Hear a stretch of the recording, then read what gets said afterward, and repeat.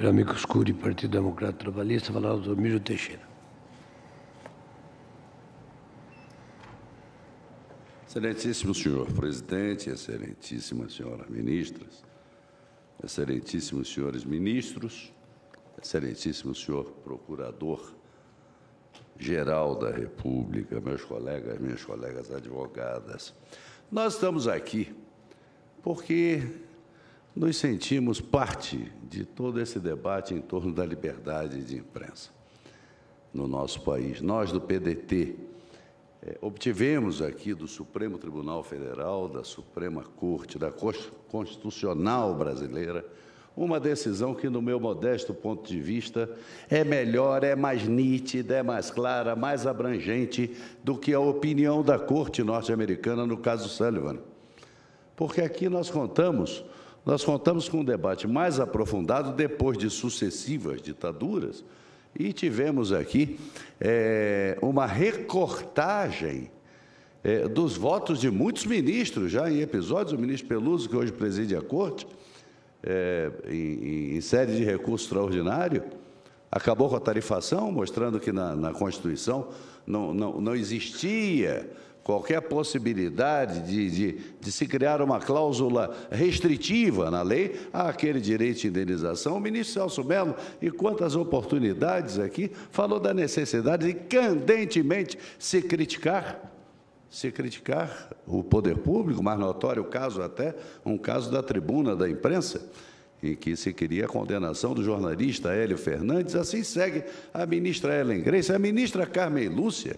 Olha, eu já fui chamado de radical no passado, mas num voto da ministra Carmen Lúcia, eu tive a cautela de não transcrevê-lo na íntegra, porque a indignação que a ministra mostrava ali naquele voto pelo cerceamento absoluto às liberdades individuais, em nome da liberdade daqueles que roubam o país, aquela indignação da juíza, tomou o advogado naquele momento, relator na DPF 130, o ministro Carlos Aires de Brito também contribuiu para que a nossa Corte passasse, penso eu, isso demanda tempo, como a Corte da liberdade de expressão. E quando se fala de liberdade de imprensa, eu insisto, é o direito do povo à informação verdadeira, é o direito do povo, não é o direito do acionista, não é o direito do jornalista, é o direito do povo à informação verdadeira. E como vossas excelências já decidiram em tantas oportunidades, e como o direito comparado também nos exibe, especialmente no caso Sullivan, quando o juiz Brennan diz, mas é exatamente esse tipo de pessoa que é submetido ao voto, é que precisa receber as críticas, para que os cidadãos possam decidir na hora do voto, com o conhecimento de todos os detalhes que giram em torno da atividade daquela pessoa. Eu subscrevo inteiramente a petição da ABERT, cumprimento meus colegas advogados que a fizeram. Conto a vossas excelências e a eles que a Ordem dos Advogados do Brasil, seccional do Rio de Janeiro, de cuja comissão eleitoral faço parte, debateu esse assunto antes que a ABERT o ajuizasse. Lá estava a doutora Luciana Miller, que aqui está presente, numa sessão no auditório do OAB do Rio de Janeiro, que foi presidida pela doutora Vânia Aieta. E a nossa conclusão, aliás, o expositor fui eu, e esse plural não é majestático, eu quero apenas compartilhar com meus companheiros de OAB do Rio de Janeiro o trabalho longo que tivemos ali naquela manhã e naquela tarde, um trabalho de 4 ou de 5 horas. Trabalho duro, com debate duro, com juízes, com promotores, com procuradores, um debate inclemente e agradável, e muito agradável, e que ali eu demonstro, como tentarei aqui nos breves momentos, demonstrar o seguinte: nós temos um regime de liberdade absoluta no Brasil, liberdade exigida pelo Supremo Tribunal Federal, definida pela Constituição de 1988, exceto no período eleitoral.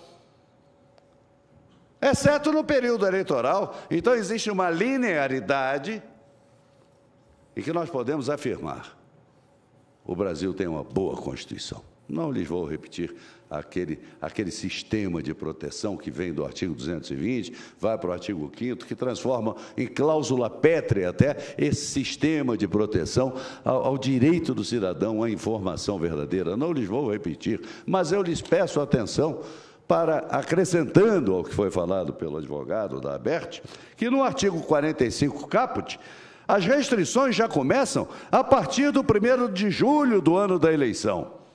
Então, a partir de 1º de julho do ano da eleição, é vedado às emissoras de rádio e televisão em sua programação normal e noticiário. E aí vem tudo isso, inclusive a parte impugnada, a partir de 1º de julho. O horário gratuito começa em agosto.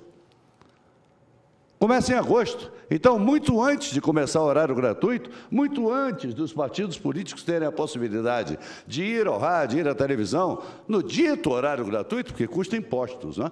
Os partidos são muito financiados pelo dinheiro público no Brasil, além do fundo partidário, horário de televisão, horário de rádio. Mas, muito antes dos partidos terem esse horário gratuito, já estão as empresas proibidas do que está aqui, ministro Toffoli, definido.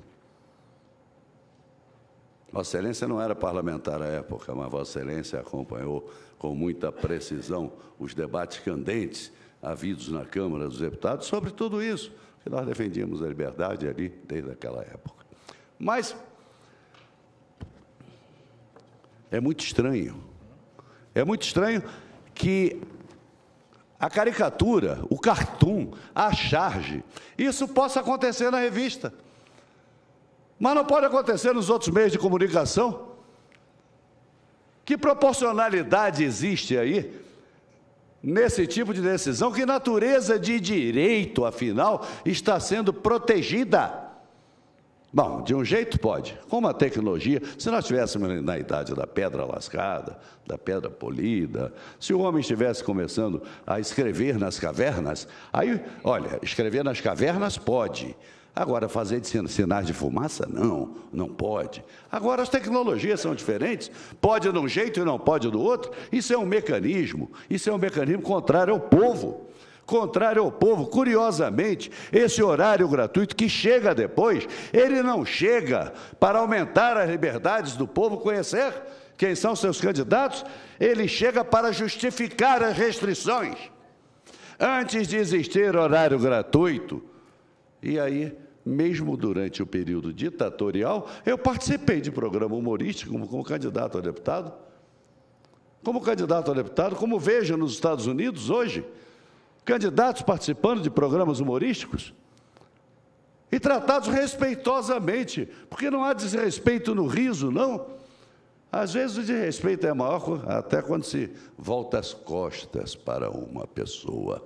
Agora, nós não podemos considerar normal, natural, que essa linha da democracia brasileira sofre muita interrupção exatamente no período eleitoral. Fez menção aqui o meu colega da tribuna ao estado de sítio. Achei muito interessante. E eu já havia lido na liminar do ministro Carlos Aires Brito uma ligeira menção. E vejam, Vossas Excelências, o que foi a meia-noite, porque eu soube ontem, no Rio de Janeiro, que nós estávamos admitidos como amicus curiae, que o PDT estava admitido. Essa ainda é uma Constituição saída em 1988, e coitado do professor José Afonso, o livro dele ficou destruído porque eu dormi com ele embaixo do meu corpo. E exatamente na parte relativa ao estado de sítio, quando o notável professor, que foi assessor do Mário Covas na Assembleia Nacional Constituinte, fala das causas de estado de sítio, que são as situações críticas que indicam a necessidade de instauração de correspondente legalidade de exceção. Legalidade de exceção, e entre parênteses, extraordinária, para fazer frente à anormalidade manifestada. Grande professor José Afonso, porque está se trazendo para cá, exatamente para um período de normalidade, está se trazendo aquela exceção que a Constituição prevê para o estado de sítio. E onde está aqui a questão da liberdade de imprensa? Está no inciso 3º do artigo 139. Caput, na vigência do estado de sítio decretado com fundamento do artigo 137.1, só poderão ser tomadas contra as pessoas as seguintes medidas. 3. Restrições relativas à inviolabilidade da correspondência, ao sigilo das comunicações, à prestação de informações e à liberdade de imprensa. Não há possibilidade de restrição à liberdade de imprensa em outro momento dessa Constituição de 1988, graças a Deus e graças a essa Corte que lhe reconheceu o texto no julgamento da ADPF 130. O PDT busca justiça nessa Corte, presidente, seguindo o que diz o ministro Carlos Aires Brito na sua liminar. A partir desse momento e para o julgamento do mérito, nós nos manifestaremos em outras direções, porque é pouco o que está sendo feito, é muito pouco, e não nos manifestamos agora porque não queremos atrapalhar essa decisão. Isto é uma lenta evolução, e cada passo, por menor que pareça, é sempre um grande passo para a liberdade do povo brasileiro. Muito obrigado.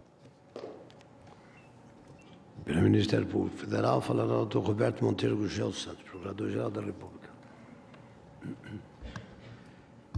Senhor presidente, teremos o... Bom, excelentíssimo senhor presidente, excelentíssimas senhoras ministras, excelentíssimos senhores ministros, excelentíssimos advogados. Destaco de início que a Procuradoria-Geral da República compartilha, evidentemente, as convicções